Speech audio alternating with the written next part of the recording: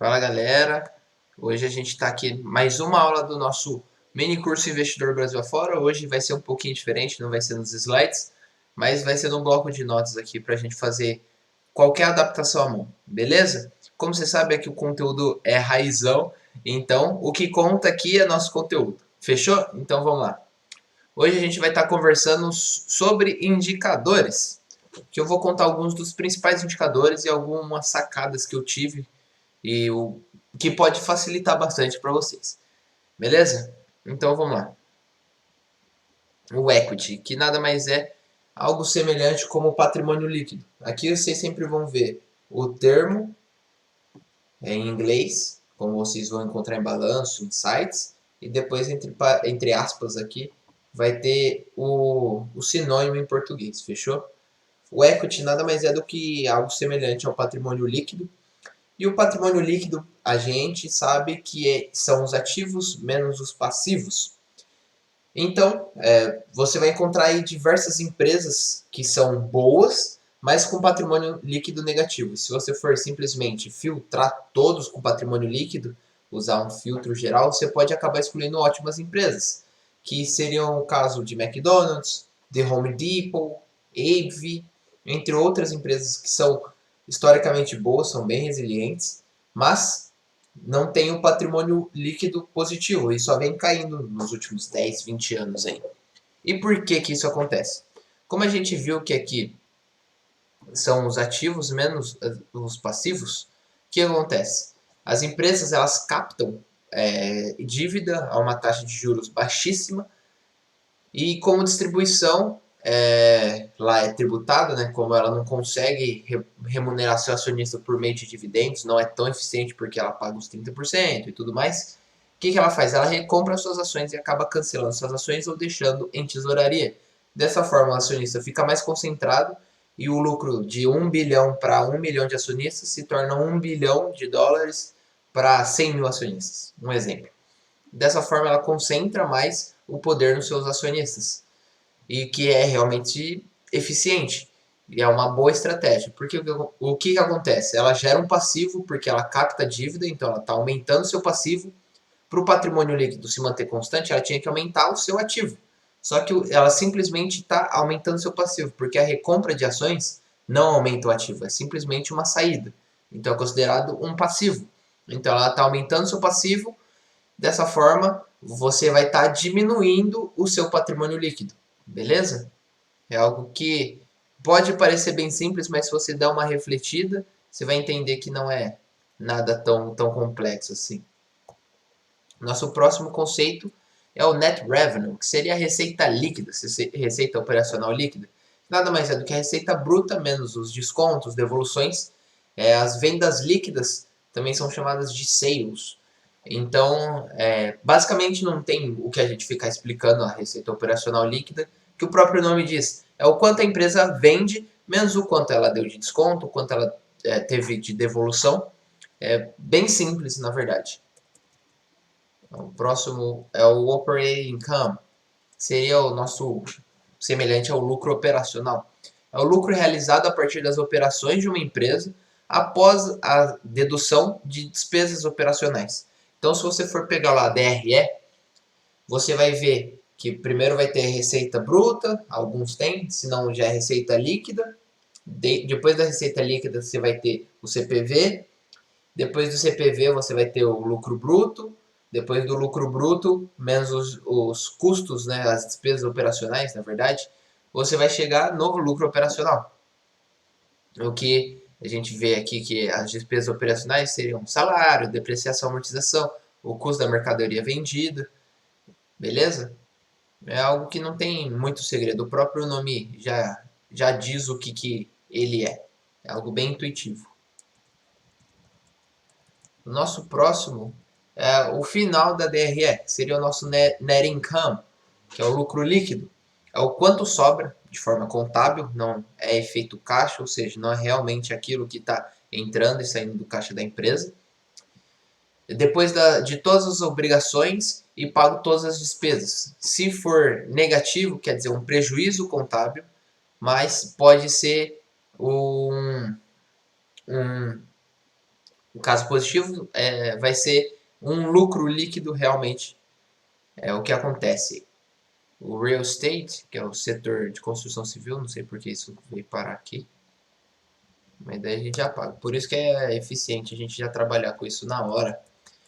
E aqui a gente tem o próximo passo depois do lucro líquido, que seria o fim do fim aí, seria o lucro líquido por ação, ou earnings per share, o lucro por ação.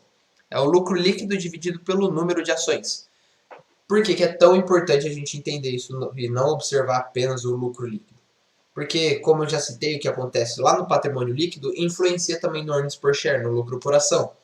Se há menos ações, que a empresa, como a empresa fez novas recompras de ações, menos ações estão disponíveis, certo? Porque ela simplesmente compra e cancela essas ações. Então, antes tinha 1 milhão de ações, agora tem 900 mil ações. O que acontece? O lucro líquido, que antes ia para 1 milhão de acionistas, agora vai para 900 mil acionistas. Então, o lucro líquido por ação pode aumentar, mesmo o lucro líquido o lucro líquido bruto, ele ou diminuir ou simplesmente se manter constante. O earnings per share pode dar um grande salto e se desligar um pouco do lucro líquido bruto. Isso aqui seria, o de cima seria como se fosse o lucro líquido bruto, assim, né? Que eu estou chamando só para não confundir. Uma coisa é lucro bruto, outra coisa é lucro líquido bruto. E o net profit margin seria a margem líquida. Nada mais é do que o lucro líquido da empresa dividido pela receita líquida, que é basicamente o quanto da receita se torna realmente lucro no fim das contas. Isso daí também é baseado contabilmente, porque caso tenha algum interest expenses, como despesas de juros, o imposto de renda ou algum efeito que não recorrente, pode influenciar muito na margem e no lucro líquido, e enfim. Mas realmente não vai estar mudando nada no bolso do seu acionista, para o sócio do acionista. O EBIT dele é algo bem próximo que a gente vê do operating income, só que o operating income ele foca em tirar também a depreciação e amortização. Já no EBITDA, não. Seria o lucro antes dos juros, impostos, depreciação e amortização. Quanto a empresa está gerando operacionalmente, mas eu acredito que o EBITDA, em alguns casos, pode ser mais eficiente do que o próprio lucro operacional. Daí aqui era o motivo de estar o real estate. Por quê? No real estate, a depreciação é muito alta. Então é muito importante a gente, dentro da parte de real estate, né, que seria aí o setor de construção civil,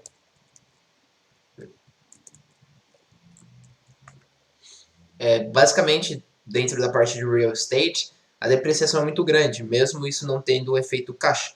Então, no operating income, isso daí é algo que a gente pode observar, mas no EBITDA a gente acaba descontando essa depreciação e amortização.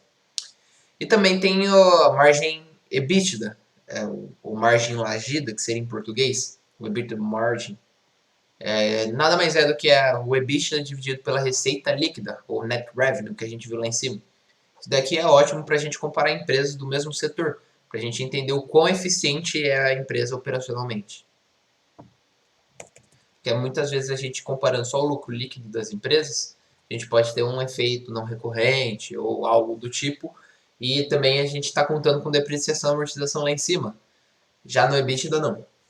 O cash nada mais é do que o caixa, o quanto a empresa tem de reservas financeiras, reservas de liquidez imediata.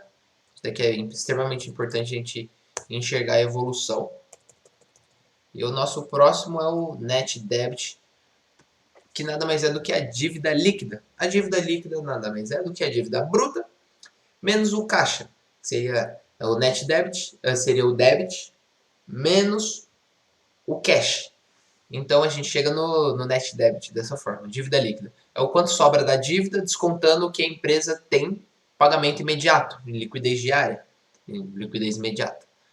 Beleza? Então, nosso próximo, agora a gente está falando um pouquinho mais de dívidas, a parte de alavancagem, é o Net Debt por EBITDA. A gente já viu que é o EBITDA, nada mais é, esse indicador nada mais é do que a dívida líquida da empresa por EBITDA. A gente vai entender, de acordo com a produtividade da empresa, o quanto ela está se alavancando. Como eu já citei aqui, até 3 é um número ok.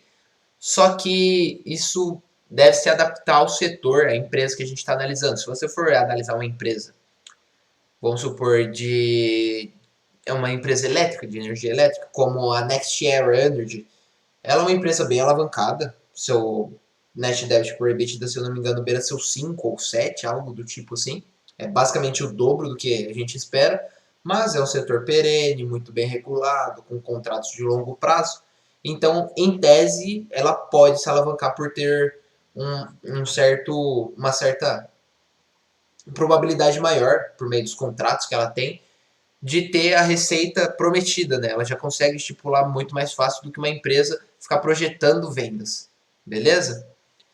E o net debt por EBITDA nada mais é do que o quantos anos de produção vão ser necessários para pagar a dívida atual, descontando já o quanto a empresa tem de caixa. Aqui a gente chega no dívida bruta menos o caixa, a gente chega na dívida líquida, divide por EBITDA.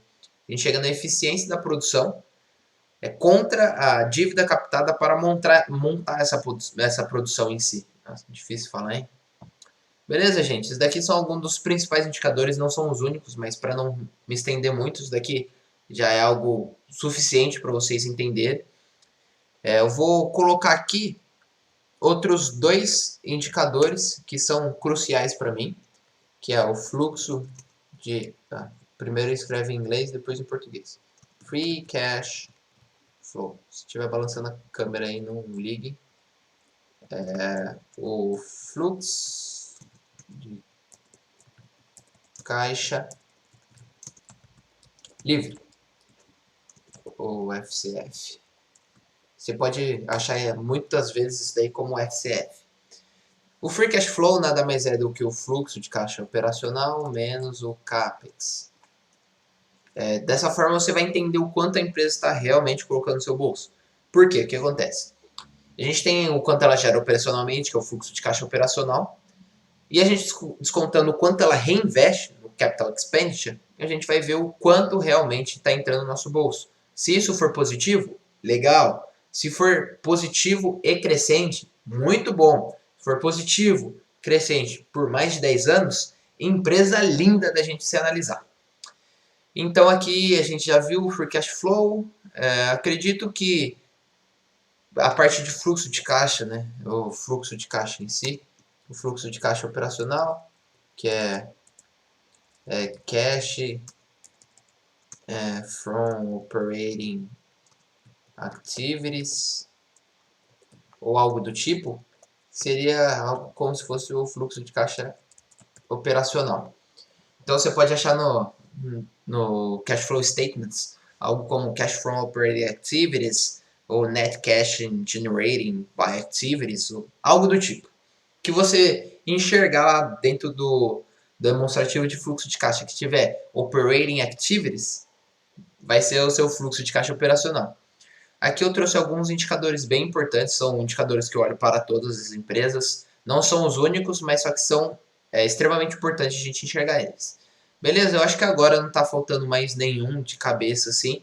Assim que a gente for avançando mais nos nossos estudos, eu vou trazendo novos indicadores para a gente conseguir já começar a pensar no valuation.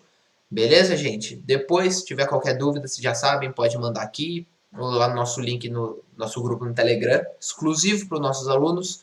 E pode ser a dúvida mais besta, mas eu tô lá para te solucionar. Lembrando que não existe dúvida idiota, só existe idiota que não pergunta. Beleza? Então, até lá e vamos continuar com essa saga que eu pretendo ainda trazer muitas aulas novas. Beleza, gente? Valeu e até a próxima.